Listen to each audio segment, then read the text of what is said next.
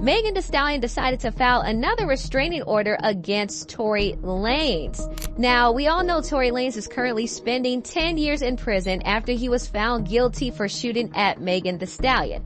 Tory, however, still maintains his innocence, and he's trying to get an appeal because he feels like he was falsely convicted. Now, I don't know what's going on with the status of his petition, but I do know he is still spitting bars behind bars. Now, recently, he did do a song with DDG called Handling Business, and in the song, he did make some references about the incident that night of the shooting. Now, prior to the shooting happening, Tory was partying at Kylie Jenner's house with Megan Thee Stallion and her ex-best friend Kelsey, and it was rumored that Tory and Kylie had a little bit of chemistry, which probably didn't sit well with Megan, considering that she was messing with Tory. She had an intimate relationship with him. So the whole situation blew up, and Megan and Tory were asked to leave Kylie's house, and there was tension between them, and they started arguing in the car. And the argument soon escalated when Tory revealed that he was sleeping with both Megan and Kelsey, and Megan and Kelsey started fighting, and then it led to a shooting, which Tory was convicted for. And Tory basically said his only regret is that he left Kylie's house. He feels like if he didn't leave Kylie, he wouldn't have been caught up in that whole incident, and he wouldn't be behind bars for 10 years. He also claims that he's behind bars because he wouldn't snitch, which I don't know about that. Like, if you are innocent and somebody's trying to pin something on you, you better snitch. But anyway, those are the only things that he referenced from the incident that night. But Megan decided to get her lawyers to come at Tory again, and she filed a restraining order against him. She claims in her restraining filing that Tory is harassing her. He's waging another campaign of harassment against her. And also she says that when Tory is released from prison, she won't be left with any protection, and it's causing her severe emotional distress, and it's making her fearful for her life. Honestly, I don't understand why she filed this restraining order. Tory can't do nothing to Megan right now. He's behind bars, serving 10 years. Like, he can't do anything. And when you get into the whole harassment thing, it's a bit weird too. Now, she claims that Tory was harassing her when he filed a petition claiming his innocence right before the premiere of her documentary. She thinks that's harassment. She also believes that he is harassing her by spreading certain narratives about the case that make him look innocent. She also claims that he is harassing her through third parties by paying bloggers like Milagro Grams to smear her name in the media. Now, there were some receipts dropped of Tory Lanez's father sending Milagro like $3,000 through Zelle. And yes, I know this kind of looks suspect. It does. But to be fair, Milagro Grams does have a show on YouTube called Mob Radio, and she gives her unfiltered opinion about pop culture news. And on her show, I've actually seen her ask for money. So I believe that this is a common thing. She does ask for money, and people send money to her. So since she does ask for money, it is possible that maybe Tory's father was watching the show, and he probably liked the fact that she was supporting Tory, so he sent her money. That is a possibility. So in my opinion, this doesn't necessarily prove that Tory and his father were paying Milagro to spread narratives about Megan. I don't think it does, but I do understand how it looks. And maybe Megan feels like they are in cahoots together. But honestly, I think this whole restraining order filing is a bit petty. I mean, at this point, there's nothing Tory can do to Megan. He's been found guilty. He's behind bars. It doesn't matter if people think he's innocent or not. He was found guilty in the court of law, and that is fact. So what more do you want? Like, what more do you want from him? What more do you want from me? Whew.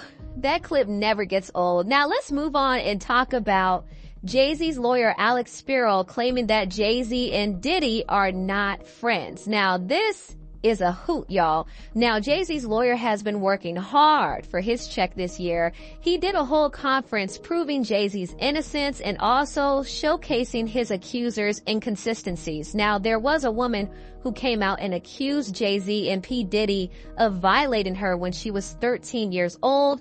And since then, people have found holes in her story. So, personally, I don't think her accusations are true. Some people might not agree, but I'm standing by that. I don't think her accusations are true. Now, I will say I was a bit taken aback when Alex Spiro claims that Jay-Z and Diddy aren't close. I was like, wait a minute now. Don't play tricks on me. I understand that Jay-Z might not be guilty of this particular crime, but to say that he wasn't hanging tough with Diddy is just not believable. I mean, Mr. Carter has nothing to do with Mr. Combs' case or Mr. Combs. They knew each other professionally for a number of years, just like in all professions. People know each other. At the music awards, they support each other. If you go to the NBA All-Star game, they support each other. That's just how professions work. There is no closer association between any of them. That's also a matter of fiction. That's all that there is. He doesn't know anything about the charges or allegations against him. He has nothing to do with that case. So it's really clear as day that Jay-Z is distancing himself from Diddy because he doesn't want to get caught up in any of Diddy's issues.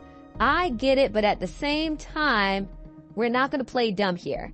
Jay-Z and Diddy were absolutely close. There are numerous pictures of them together from way back in the day of them just hanging out, going to parties together, lunch, brunch, and dinner, having secret meetings, having private get-togethers. Diddy has said that he calls Jay-Z when he is in trouble. He considers this man his family. Give it up for Jay-Z, yo! Hey, yo, check this out. Hey, yo, Hov, man. Hey, yo, Hov is doing a lot of things, man. Most importantly, he had a recital that he has to be at the Blue. But I reached out to him, and I told him that this right here was important. Bad Boy celebrating 20 years of hits.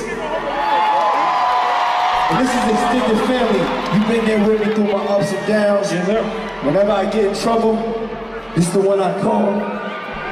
It's my strategist right here. This is my brother. Do you see how Diddy speaks on Jay-Z? I mean, this is his friend. He considers this man his friend and his family. He said only 2 people are allowed to call him by his actual name, Sean, and that's his mother and Jay-Z. There's only one person. Oh, go on. And I call him Sean. That's Jay-Z. We call each other Sean. Okay. Yeah. Nobody else could call me Sean. He's the only person who's Sean approved. There's not a single person that outside should be, of family. That should be outside of my mother. Okay, just that should be calling me. Yeah, that should be calling me Sean. Also, Jay-Z and Diddy were about to be in a whole group together with Usher and Pharrell. Jay-Z, Pharrell, Diddy, Damn, Usher! and me was supposed to be a group. Why did you say no? I didn't say no. You didn't say yeah? I didn't say yeah. That's the one. I think that we just got caught up. I think we all got caught up in a moment. We was talking about it and having secret meetings about it. We were talking about music and how we gonna flip it and the business of it. And somehow, man, we just got distracted, you know what I'm saying? And it never happened, you know? That's the one that I actually wish would have happened. Another thing is Jay-Z and Diddy partied together a lot. Now, a lot of people partied with Diddy, but Jay-Z was one of those people who was a part of Diddy's more intimate gatherings. And the rapper DaBaby talked about seeing Jay-Z and Beyonce at one of Diddy's gatherings. I was at a party at Diddy's crib. Diddy had put everybody else out the crib. Like the influx of people, he had put them out. But he had took a liking to me in particular around the time, man. It was really, you know what I mean? Like putting his arm around me. Right. So he had put majority of the people out, but he allowed me to stay in there.